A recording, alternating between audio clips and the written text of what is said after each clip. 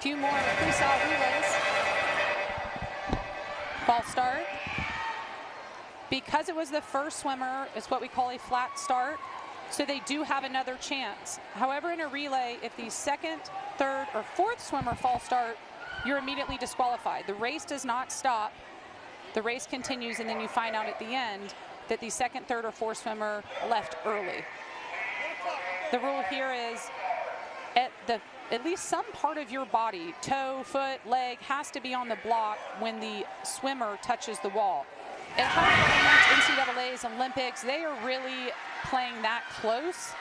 Here, you want to be safer, as David mentioned earlier. Don't want a false start, especially when it's come down to just a few points for the City Meet Championship.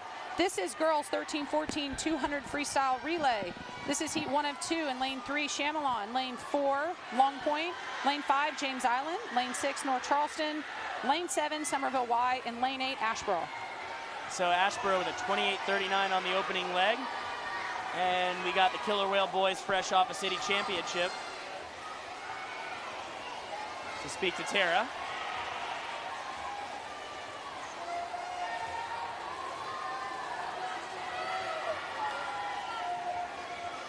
All right, we've got the Northbridge Killer Whales, 11-12 boys, 200 freestyle relay champions. First, congratulations on your swim, and I have to know, what is that in your hair? It's hair dye. Hair dye, is it Kool-Aid? No, it's just semi-permanent. Awesome, and what is your name? Ben Burnett. Ben Burnett, great swim, sweetie. What is your name? Sumner Denmark. Sumner, what position were you on the relay? I was second. And what were you thinking about behind the blocks? I was just thinking about getting that win. Getting that win. Well, you got that win. What is your name? Thaddeus. Thaddeus. And what position did you go? Third. Third. And Thaddeus, what did you do before the relay, whether with your team or behind the blocks, to get yourself focused? I reminded them about the record that we were trying to get at our home pool. Awesome. And I bet you got it? Okay, No, good. we might have. Okay. And then lastly, Logan Patterson. He's been up 3 or 4 times so far. He's having an incredible day. Logan, I might be out of questions, so I just got to ask you one thing. One word to describe this relay team. Goats. What? The goats. The goats. I like it. Congratulations. 158.73. That's actually a big swim for North Charleston there to move up in the rankings. 159.02 for Asheboro. Emily Bonacci anchors for the Barracudas in 26.08.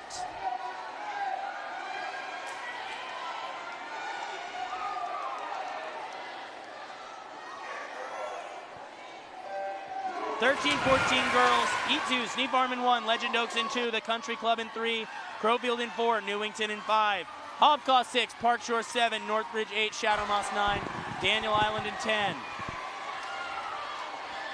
And it is Newington. I believe that's Marley Crosby on the leadoff leg. Getting them out there. In at 26.25. Great breakout there for Newington's second swimmer. She came to the surface. Body was flat, not up and down. Excellent breakout. Newington has the lead here. Hobcaw second, Crowfield third, and we got to keep an eye on the team race. Sneap Farm is in 1, Daniel Island in 10. Checking in with the official statistician, Zachary Moody. He said Sneap Farm has a really big chance here to move up in the rankings because they are seated lower in this event. But so does Daniel Island because they're seated at the top. Right now, Sneap Farm with a comfortable advantage on Daniel Island, so we'll see if that can continue as we go through over the course of this race. Newington still leading. It's tight for second. Crowfield, Hobcaw. But Sydney Fennell was going to go in with an enormous lead. And right now, Zach, you're right. Sneap Farm is really rocking it. Looks like they're in 4th place from lane 1. We'll see if they can hold that position as we come down the stretch here. It is all Newington. Hobcaw still second. Looks like the Hobcaw girls are going to hold off Crowfield. It's tight in the rest of the field. 148.23. Hobcaw second. 149.81.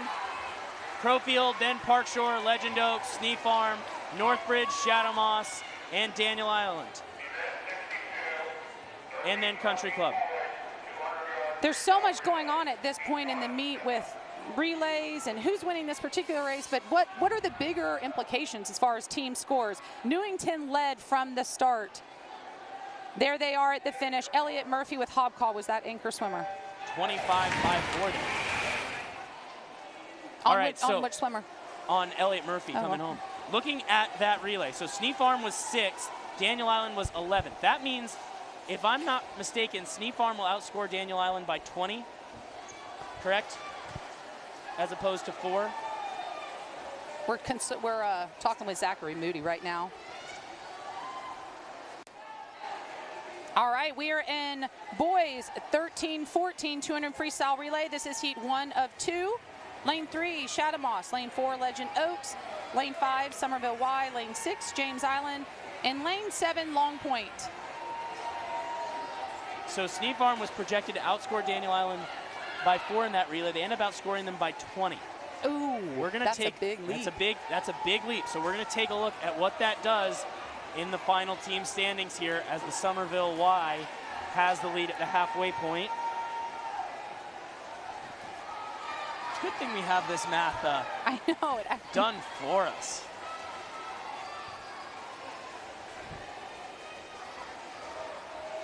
Lane 5, that's Somerville Y in this heat 1 of 2 with the lead so far.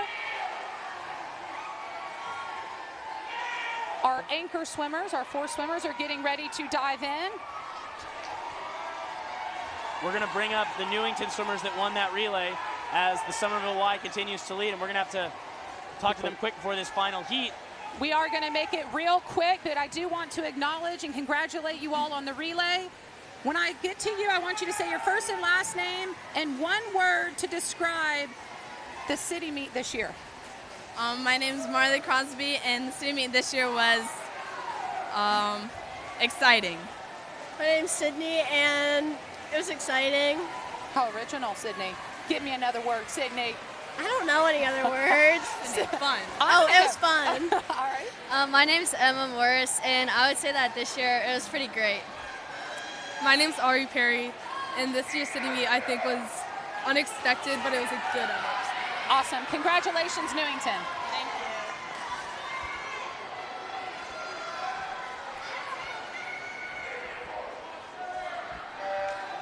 Boys, 13-14 freestyle relay. The top time in the last heat, 155.53 from the Somerville Y. We'll see if that can move up. Hobcaw in 1, Chamelon in 2, Sneak Farm in 3, North Charleston in 4, Daniel Island in 5, Ashboro 6, Newington 7, Northbridge in 8, Crowfield in 9, Park Shore in 10.